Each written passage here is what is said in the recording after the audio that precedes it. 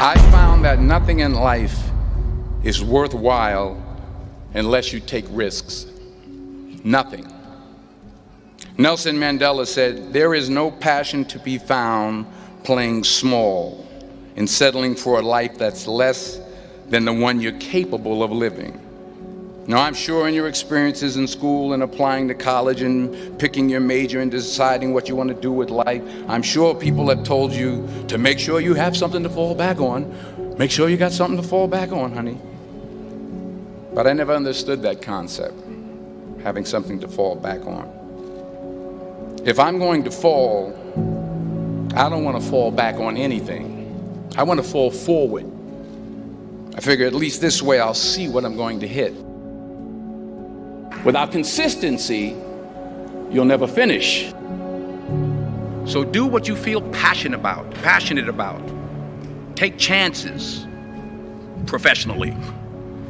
Don't be afraid to fail. There's an old IQ test, was 9 dots, and you had to draw 5 lines with a pencil within these 9 dots without lifting the pencil. The only way to do it was to go outside the box. So don't be afraid to go outside the box. Don't be afraid to think outside the box. Don't be afraid to fail big, to dream big. But remember, dreams without goals are just dreams. Reggie Jackson struck out 2,600 times in his career, the most in the history of baseball. But you don't hear about the strikeouts. People remember the home runs. Fall forward.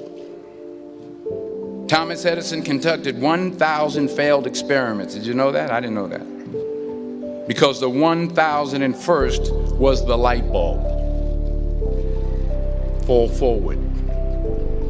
Every failed experiment is one step closer to success. You've got to take risks, and I'm sure you've probably heard that before, but I want to talk to you about why that's so important.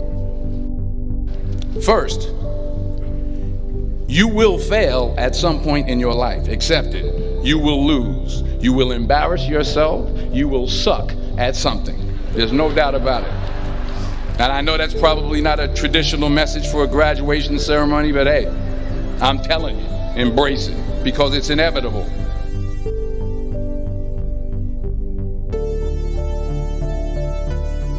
In the acting business, you fail all the time. Early on in my career, I auditioned for a part in a Broadway musical. Perfect role for me, I thought, except for the fact that I can't sing. I didn't get the job.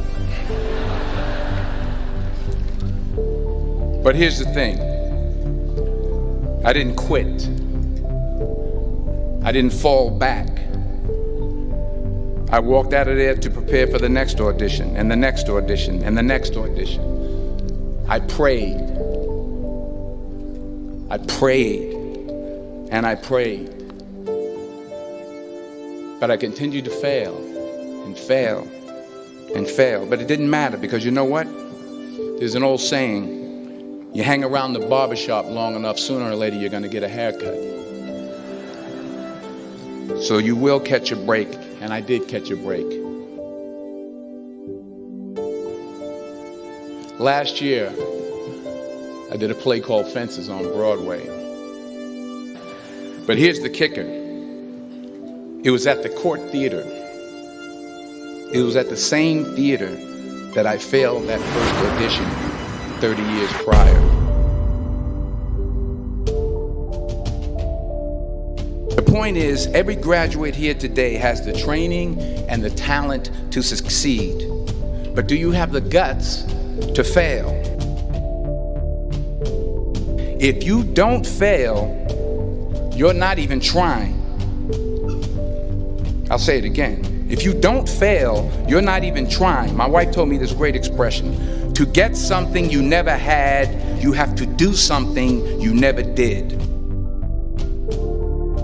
Imagine you're on your deathbed, and standing around your deathbed are the ghosts representing your unfulfilled potential. The ghost of the ideas you never acted on. The ghost of the talents you didn't use. And they're standing around your bed, angry, disappointed and upset. They say, we came to you because you could have brought us to life, they say. And now we have to go to the grave together. So I ask you today, how many ghosts are going to be around your bed when your time comes? So the question is, what are you going to do with what you have? I'm not talking about how much you have. Sometimes it's the best way to figure out where you're going. Your life will never be a straight path.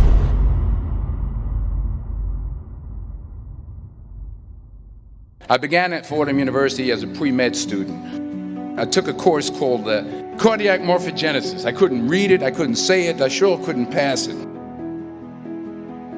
So then I decided to go into pre-law, then journalism.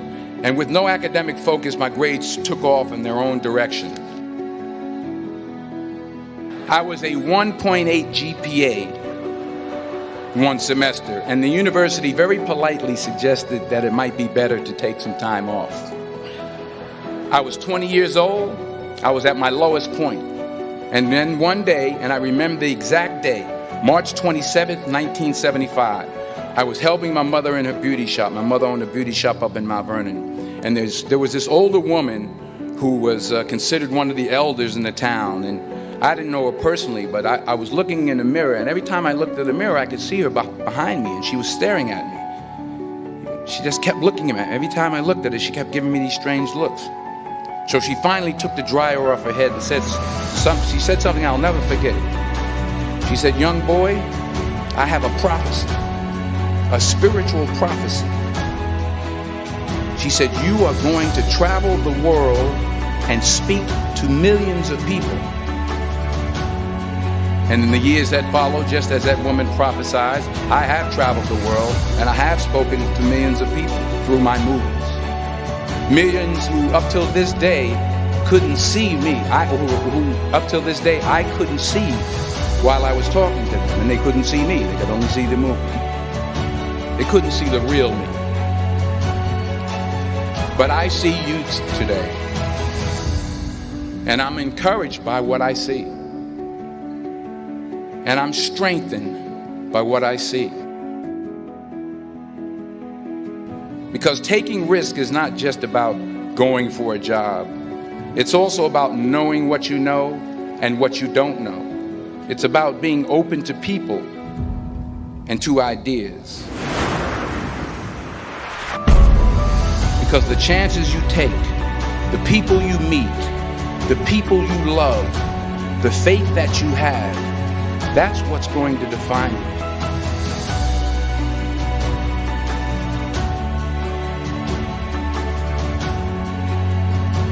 Never be discouraged. Never hold back. Give everything you got. And when you fall throughout life, and maybe even tonight after a few many glasses of champagne, remember this: fall forward.